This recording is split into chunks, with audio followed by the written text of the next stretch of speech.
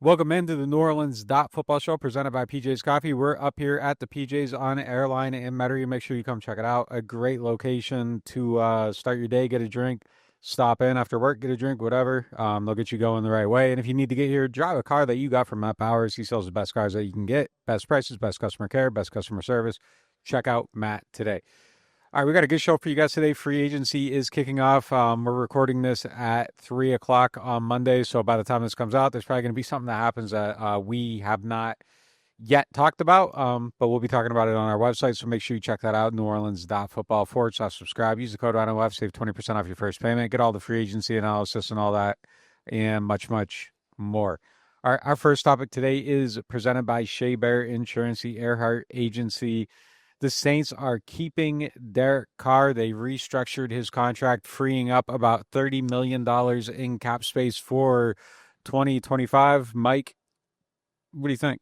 I mean, a month ago, this is exactly what I thought would happen. Even 2 weeks ago at the Combine, when Mickey Loomis and Kellen Moore said, Derek Carr's their guy, this is kind of what I thought would happen. But as we got more information while they were talking, this kind of feels like a lose-lose. I really genuinely think Derek Carr kind of wanted out and wanted to explore free agency. And I think as a result, the Saints kind of just slammed down and said, no, we're going to make you honor your contract. When I was hoping there would be an opportunity for a pay cut, because I don't think this is market value. I wish the Saints had the leverage to say to Derek Carr, hey, if you'd like to stay here, can we do it at Sam Darnold money, contract he just signed, $30 million that you've been making, $33 million, something like that, just a little less, because I don't think Derek Carr would get that on the open market. But instead, the Saints had to pay full price for Derek Carr, and it seems like Derek Carr's unhappy too. So I could already talk myself. I've said a lot of nice things about Derek Carr. I don't think he's as bad as the fan base seems, as a large portion of the fan base seems to think. But I like a motivated Derek Carr, invested in the system, happy, thrilled to be here. The Derek Carr we were talking to last summer that couldn't wait to dive into Clint Kubiak's offense. Now it sounds like a Derek Carr who wanted out, who is learning his third offense in 3 years, and who is costing $10 million more than he cost before. So I don't think anyone. I think it feels a little lose to me. I think he'll buy in and be motivated just because Yeah, he's going to be. But yeah, my problem with this is well, let me start at the beginning.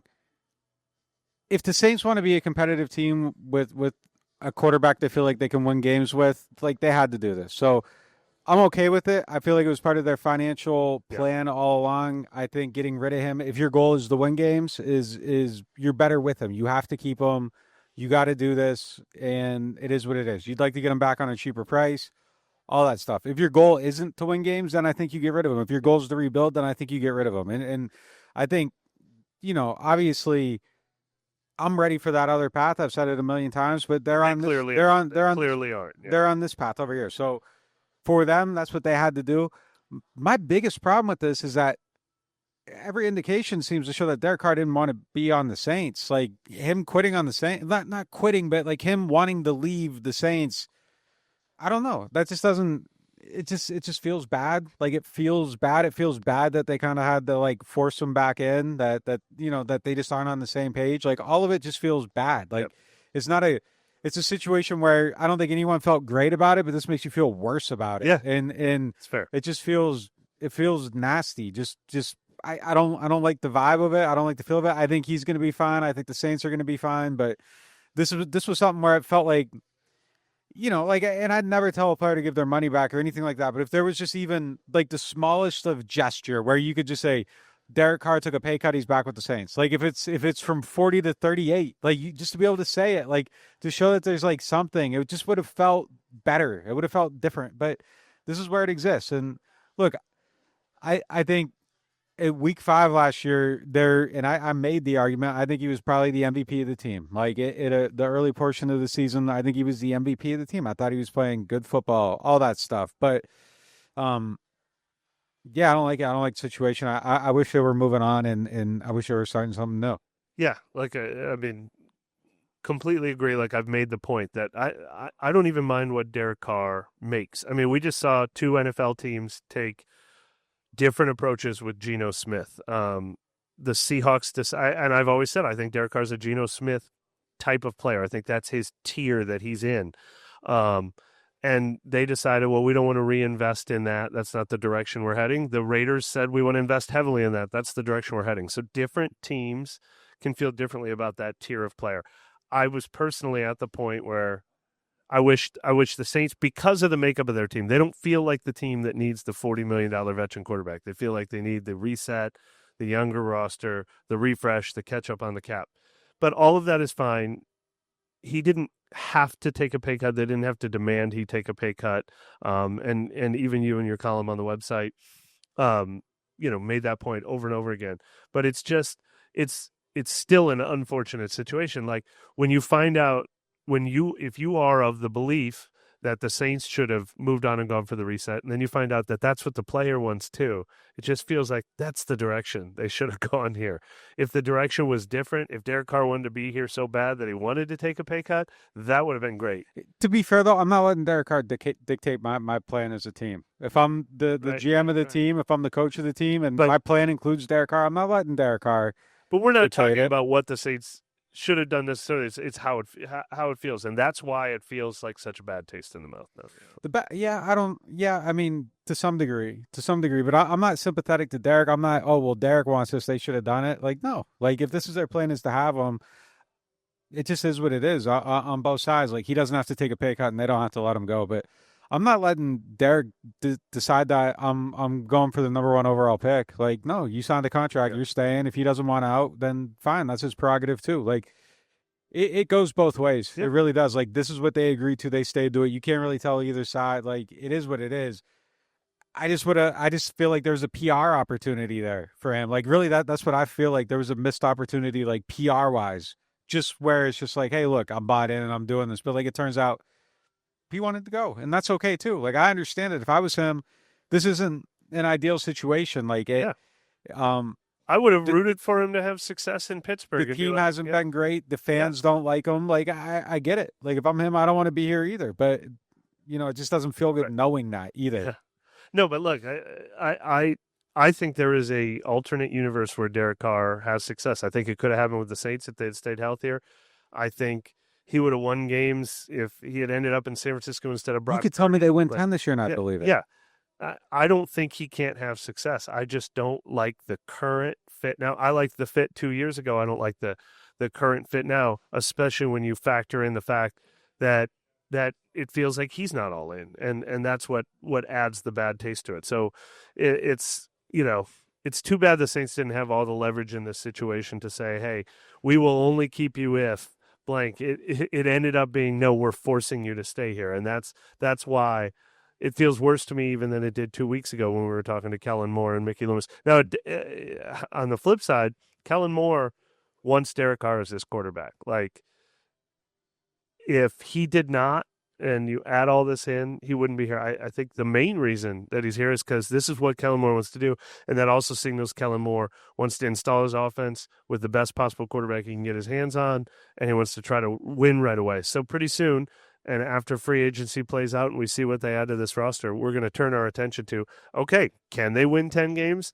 And I'll hope to see it because I do want to see the Saints reverse course and not be the same old team. So hopefully Kellen Moore sees this is the perfect guy to run my offense and try to win this division. I hope that plan works out because that's the plan they are very heavily in. Yeah. He talked to him this week. He told him, hey, look, I'm all in on you. You're my quarterback. I want you here. So there's no doubt about it. He said today that the plan was when he took this job was to take it with Derek Carr as his quarterback. I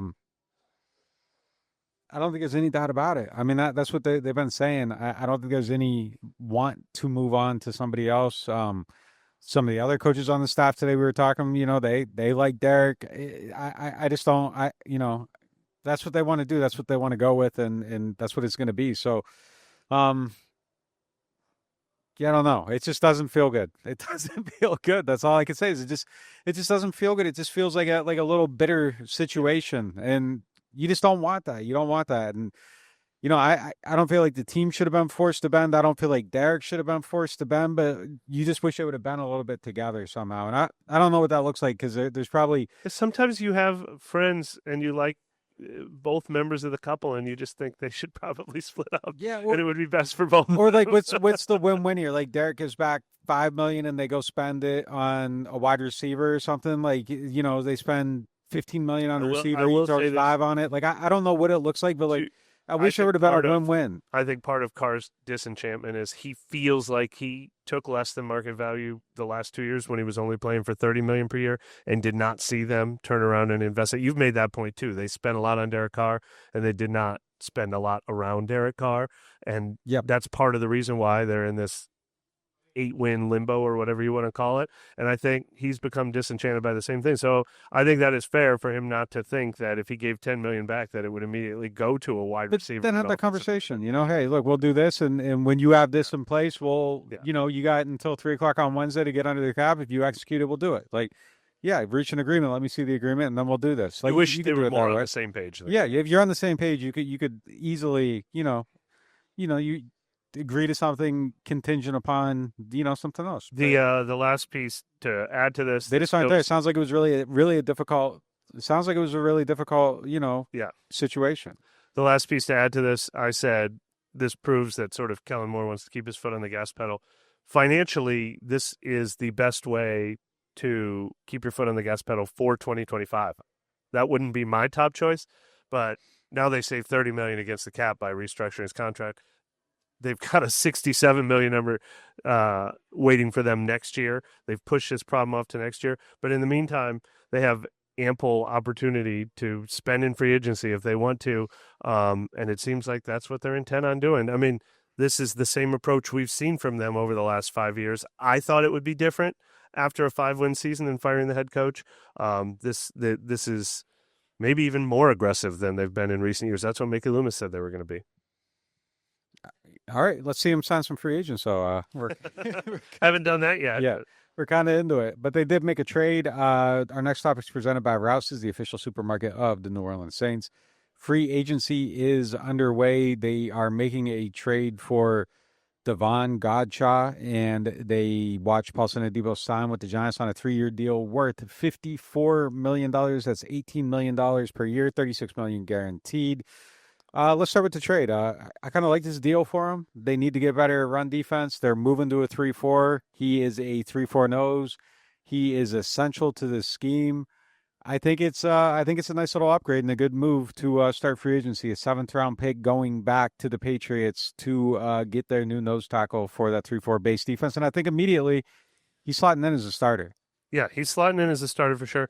I mean, I'm not super thrilled. Like, they didn't just trade for Laramie Tunsil and Deebo Samuel like the Commanders or something. They added a 8-year veteran nose tackle who pretty much only plays, on rundowns. But the price is going to be right. He's going to redo his contract. So I think it'll be more affordable. It's a 7th-round pick in 2026, which is basically, I consider it basically like the Patriots cut him and the Saints signed him. They got a guy that they obviously identified as a piece that will help them run the defense they want to run. So all of that is good. And he's been one of the best in the league at doing that. Looks like they've also, we haven't confirmed yet at the time of the show, it looks like they're also extending Nathan Shepard. So that's a couple of big pieces of defensive tackle that obviously Brandon Staley has identified that he wants in the middle of his base defensive front. So, I like that they're getting guys who fit their system and that they have a plan for it. That's definitely the best part about it for me. Yeah, look, again, though, essential guy for the scheme. Like, you got to have it. Their run defense has been really poor. Yeah, and this is at least a start to it. You get a guy that kind of fits that. And they aren't going to cost much, so I think it's a big win for them there. Now, what is the plan, though, at cornerback? I mean, that's really something that they got to figure out. Like, is it Asante Samuel Jr., who's a free agent? He played with Staley with the Chargers. But they definitely got to find that other corner somewhere. I mean, I don't think you want to go into the season with just Kool-Aid and Alante. I think you need that other guy. And I think you're even better if Alante can play on the inside. I mean, Staley's done a really good job with the star position. He played Ramsey there, like, his best corner in LA. We've seen, I think, Alante play his best football in there. Like, I think if you can keep him in there, that's where you're going to be your best. So I would like to see them get that other corner. I know they wanted to keep Adebo, but he ultimately ended up taking this $18 million per year deal with the Giants. Good deal for him. I mean, we kind of thought for a minute he was going to have to do a prove it with that crazy injury. It's not a prove it deal. And he proved he's doing backflips on the timeline. Like he's ready to go. So, yeah, he looks good, and good for him to get that money. Yeah, it would have been great if the Saints would have somehow gotten some sort of hometown discount on Boston Adebo, but I think he deserves it, so I'm not saying that, but I'm glad the Saints aren't paying that. Like, I want the Saints to start saving some money and thinking about the future. That would have been a lot of money to spend on him. And yeah, it's going to be tough. The biggest question to me is what do you do with Alontae Taylor? I mean, we've both had the opinion in the past that we thought Alontae Taylor would even be better on the outside. And that did not prove out on the field last year. He has been better on the inside, so that's a tough decision for me. If you feel like he can be good on the outside, you can get a nickel player for cheaper, a better version of Ugo Amadi. I mean, who are some of the best ones I've had? You could probably get. Yeah, they get like 10. Yeah. You can get a good, solid veteran to play nickel for under $10 million a year.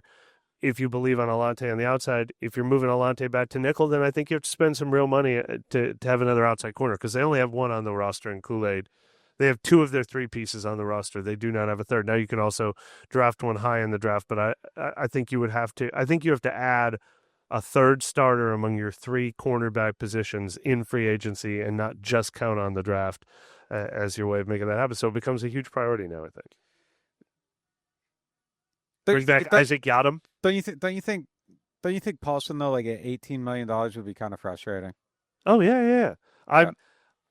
Look, I called Paulson Adebo the defensive MVP 2 years ago, maybe the team MVP 2 years ago. I think he had a fantastic season, but I do not want to be the team paying. It's very similar to the Chase Young conversation. I don't want to pay for the potential and the upside. That is a talk yourself into all the good things you've seen from.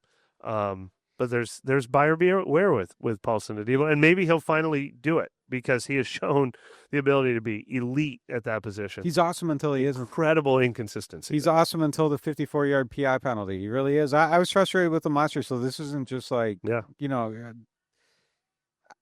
didn't want to play him at a point last year. Like he was frustrating to watch. At $18 million, I think he's very frustrating to watch. But look, I think he's good, and like you can clean some of that stuff up. So we'll.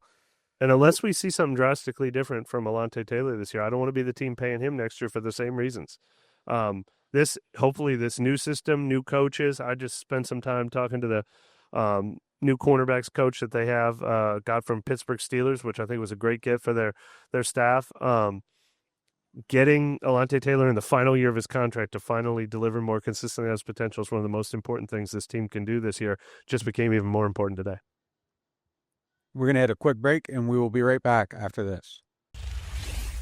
Rouse's Markets is voted best grocery store in New Orleans, best grocery store in Baton Rouge, Mississippi, Gulf Coast, Thibodaux, Houma, Hammond, Lake Charles, Mobile, year after year. Thank you for choosing us best grocery store on the Gulf Coast. Number one. Thank you. Thank you. The number one grocery store In Mississippi, Alabama, Louisiana. 1 million customers a week can't be wrong. Welcome to Rouse's.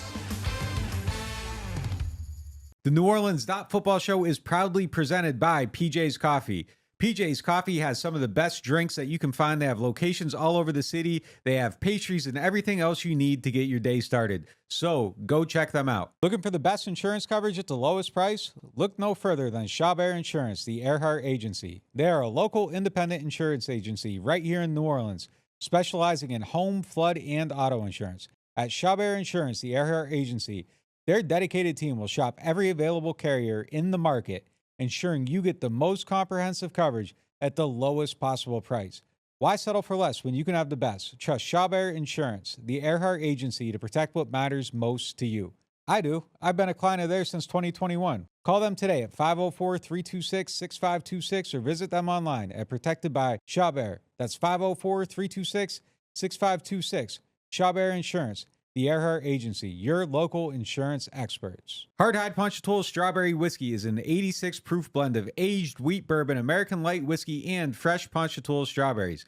Blended in New Orleans, it is not for the thin-skinned. Look for it in your favorite stores, bars, and restaurants. Attention Saints fans, don't let pests and termites invade your home field. Trust the team at Red Pest Solutions to tackle those unwelcome visitors. Call the Red Man today for unbeatable pest and termite control. Score peace with no pest. Visit redpest.com, REDDPEST.com. All right, welcome back to NewOrleans.Football presented by PJ's Coffee. Our next topic comes to you from Aaron Rose. Saints need to do a lot of things to improve their team. What's your number one priority in free agency? My number one priority, period, overall, is a defensive end. We have already Let's start seen. there. Let's start there. Yeah, we've already Let's seen start there. them. Like Chase Young. No, I think this is the most interesting thing because I think they're in like a really weird catch-22 with him where if you keep him, you're probably hating that you paid him, but if you let him go, you're screwed. So what do you do? I don't pay him, but the only reason I don't pay Chase Young, I make an offer to Chase Young. There is a price I would like to have. I'll offer him Carl Granderson's contract. I would certainly offer him his contract from last year, but I'm not offering the contract Paulson Adebo just got. He doesn't get 3 years, $54 million from me with $36 million guaranteed. I just can't. I can't do it. My team can't afford risk reward if I've got if I only have so much to spend and I have so many needs to fill. I can't chase. Yeah, no pun intended, but. He is one of the ultimate. Now, there are teams all over the NFL right now who have $200 million in cap space, and I think one of those teams should go ahead and roll the dice on a Chase Young because I think he could hit at one point. I was super excited by the things I've seen from him, but it's just been too many years of him. I mean, he reminds me so much of Jadeveon Clowney's career, and there are times when you're thrilled to have that guy, but I also don't want to be the team paying $18 million a year over it for multiple years. So I have to let him go because I think he's going to make that kind of money. But that is my number one priority, and I understand trying to sign a 25-year-old with upside and potential and size and elite athleticism to fill it as opposed to just settling for a guy. Yeah, it's tough. It's a very difficult situation. I wouldn't want to be left with just Carl Granderson and Cam Jordan on my This is what I want them to do with the 9th pick in the draft. Now, you cannot count on that. I want them to take the best available player with the 9th pick in the draft. I wish the draft could come first so you know if you got it or not. But I would love for them to draft a pass rusher at number 9, to draft a pass rusher of that caliber. I think that's how you get a Myles Garrett. You have to take him in the top 10. You don't get those guys in the 3rd round, Trey Hendrickson notwithstanding. So I would love for the stars to align and fill that need with the number 9 pick in the draft. But obviously you can't count on it. But man, I think you have to overpay for something at that position in free agency as much as you have to overpay for any position that is not quarterback in the NFL. I think he's going to get north of $15 million a year too. Yeah, I do. Yeah, I think so too. I think that's where it's going to end up. What did he get last year? 13? 10 up to 13 or whatever, and he made that like per game salary thing. So he got 13 million last year. Yeah. I mean, yeah, I could do it for a year. I wouldn't want to do it for 2. I'd give him 15 for a year just to backstop what I don't have. But it's tough, man. That's a very tough spot to be in. That's a decision that I would struggle with. I wouldn't want to go 3 years. I definitely wouldn't. I don't know. You could talk me into 2 for 30 just because I'm so screwed there if I'm the team. But it's funny that all 3 of the Saints' top free agents, I think, Chase Young, Paulson Adebo, and Juwan Johnson, are exactly the kind of guys that the teams who have the money to spend with should pay for their upside, and the teams that have to be conservative should be wary of their downside. All 3 of them are really, really risk reward players more than just what you're going to get down in and down out from guys. Yeah. I guess the other spots where I would spend left guard. I think I'd do the left guard. Is Lucas Patrick enough? Is he 6th man who can play multiple positions, or you have your left guard if you keep him? I don't know who I was talking to, if it was you or somebody else, but someone they were yeah, if he could be the do everything backup, and then you get someone else like that, that's perfect. I think that would feel right. I think that would feel right. He kind of missed a lot of games last year, so him being your only plan there doesn't feel great. I mean, Nick Salivari's still in the mix there too. I can't count on that either. No. Yeah. No, I can't either. I don't know if I'd pay for Becton, but I like the idea of Becton. I like him on the Especially if team. Kellen Moore likes him. Yeah. Having coached him. If you're gonna go for it and you're gonna spend a few places, definitely spend on him. I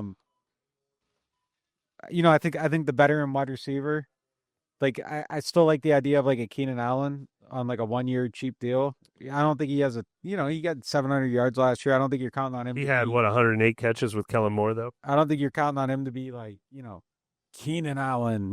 But Keenan Allen, he could be fine. Someone like that, and any tight end is a any position I think those would all be nice. Left guard, but it's okay if you don't. Wide receiver, but it's okay if you don't. Becomes a huge priority in the draft if you don't. I think tight end is a free agency must though. You cannot count on getting a starting tight end in the draft unless you're taking Tyler Warren. Like it's the one player who would maybe be penciled into your starting lineup at that position. They do not have a starting tight end. Now, if they re-sign Juwan Johnson, they do. Foster Moreau will probably be back on this team, and he'll probably be healthy. He'll probably have had enough time to recover, but that was a Week 18 injury. So he's going to miss a lot of the offseason. And Taysom Hill is coming off of a major injury. You don't know what his role is going to be on this team. So I think they need to sign their starting tight end in free agency. No, that can be a cheap starting tight end. It doesn't have to be an elite starting tight end. But that's a free agency must for me. Probably so. Safety is definitely, I think, one, too. You need another safety, even if it's just bringing back Will Harris or something. And then, good thing they're drafting Tyler Warren. Moving on to our next topic, presented by Hard Eye. They are? Is that already in stone? I don't know. No, it's not. But, I think it's definitely a possibility. Our next topic is presented by Hard Hide Punch Full of Strawberry Whiskey. We talked to the coaching staff today. Anything stand out? Yeah, I got to talk to Brandon Staley a lot. It's funny, like right at the same time that we get to talk to Brandon Staley for the first time, they signed the 3-4 nose tackle. I mean, there's no pretending they haven't decided what kind of defense they're going to run. But he also explained the intricacies. The same thing Kellen Moore said last week, which is this is a 3-receiver league now, and you're matching up against 3 receivers. So you are not in your base defense that often. You're going to play with 5 defensive backs. You're going to have different fronts to go with those 5 defensive backs. So it does not mean that every down is going to be a big, heavy run front. So that's what his base down is. But, he likes how versatile and multiple and sort of fungible Kellen Moore is. He says he likes to approach defense the same way. I think they're kindred spirits in that regard, that they want to match up. They want to play the chess game. They want to tailor what they do to the players they have and everything like that. But it was interesting to get our first real chance to talk football theory with Brandon Staley, even though he kept some of it close to the vest. Yeah, I feel like they got I like the idea of the staff, kind of seeing them together. There's 4 guys from Philly on offense. I mean, I think there's a lot of continuity there. That's going to help. I talked to the TJ Paginetti. He seems like a very smart, intelligent, rising younger coach in the league. Seems like a really smart guy. It's good to see like Nugent and Joel Thomas back around. Both those guys are good coaches. And just kind of that it's weird to call like youth because they're all young, but like just kind of that college vibe on the defensive staff, that's good too. I just like the idea of it on paper. It feels like it really kind of came together. That's always what you want. You always want it to look that way, feel that way. Feel like there's a plan. With Mayo last year in New England, it felt like there wasn't a plan so much with it. And, that obviously didn't work out for them. So, yeah, I mean, I just kind of like the way it's coming together so far for them. So we'll kind of see what it is. Staley's an intense individual. I'll tell you that. Yeah. I also spoke with Ted Rath, who has one of the most important jobs on the team now, that they obviously decided to part ways with Matt Ray and try to tackle this injury situation that they've had. Injury prevention is going to be his number one goal, and I'm going to probably do a story on that in the coming weeks once we get past the first wave of free agency. But he's very passionate about trying to get that in check, and they need it bad. All right, so that's going to do it for this part of the show. Stick around for the Martin's question of the day. Total Maintenance is one of the largest locally owned home and commercial service providers in South Louisiana and serve the greater New Orleans and Baton Rouge markets. They have a membership program that gets you 2 tune-up visits for AC and heating, as well as club membership discounts of 15% on all repairs, half off of all diagnostic charges, and 3-year warranties on most repairs for membership clients. This is usually priced at the low price of $24.95 a month per system, but if you tell Total Maintenance that you found them through NOF, they'll lower the price to $20.95 per month per system for as long as you keep the membership active. Services include AC and heating service and replacement, electrical service, plumbing service, as well as generator service and installation. They are Total Maintenance. Find them at tm-ac.com or give them a call at 504-841-3300, or if you're in the Baton Rouge area, 225-480-1000. Martin's is your go-to destination for everything merry and bright this holiday season. From an unmatched selection of bourbon, whiskeys, and wines to gourmet food, gift baskets, and catering, Martin's has all your holiday needs covered. Family owned and operated since 1946, Martin's knows the perfect ways to celebrate this season with loved ones. Visit them in Metairie, New Orleans, or Baton Rouge, or shop online for the ultimate convenience. Whether you're raising a glass or looking for the perfect holiday gift, make it an easy and cheerful holiday with Martin's. Whether you are a local New Orleanian or a fan in town for the game, get your pre- and post-game fired up at Aaron Rose. Local chaos and local love for the black and gold. Wake up and live with daily drink specials, mimosas, screwdrivers, Bloody Marys, and hot or frozen Irish coffees, all just $3 or $4 between 10 a.m. to 2 p.m. Aaron Rose, half a block from Bourbon Street in the French Quarter, 811 Conti Street. Here at the Queen Casino, indulgence knows no bounds. Prepare your taste buds for an extraordinary culinary journey. Start your day at Capital Coffee. Craving something different? 3 Walks Noodle Bar offers a tantalizing selection of Asian delights. At 1717 Kitchen and Cocktails, savor American cuisine with a twist. Or ascend to the loft for an elevated experience. Enjoy artesian grazing boards and exquisite craft cocktails. Join us at the Queen Casino. Your royal adventure awaits. Welcome back to NewOrleans.Football, presented by PJ's Coffee. It is now time for the Martin's question of the day. Martin's is home to a wide selection of hand-picked barrel-select bourbon, whiskeys, and more. Martin's is so much more than just wine. Our question of the day today is, where is Bresee going to fit in to Brandon Staley's new system? Yeah, I mean, obviously on base downs, if they play him on base downs, which are, run defense snaps, maybe he's not on the field on those, he would be a 3-4 defensive end in that setting. But right now he's not. Yeah, and now you've got Godchaux in the middle, and you've got Nathan Shefford, who's going to be a bigger hybrid defensive tackle, defensive end. That might be what your run defense looks like. And if they keep Colin Saunders, if they keep John Ridgway, yeah, Bresee could become I forgot Ridgway. pass rush specialist. I mean, it is really interesting. He's going to have to prove he can be on the field for more downs. But again, base downs are so few.